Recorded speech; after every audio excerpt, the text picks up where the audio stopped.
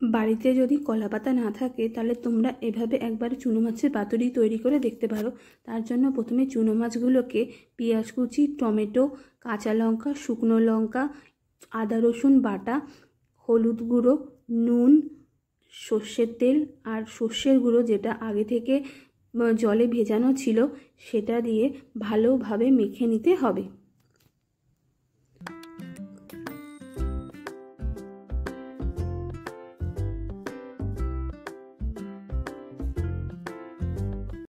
কড়াইয়ে সর্ষের তেল দিয়ে চুনো মাছ মাখাটা আস্তে আস্তে ছড়িয়ে দিতে হবে, একদম গ্যাসটা লো স্টিমে রেখে। তারপর 15 মিনিট নাড়াচাড়া করলেই তৈরি চুনো মাছের পাতুরি। ভিডিওটি ভালো লাগলে লাইক, কমেন্ট অ্যান্ড সাবস্ক্রাইব।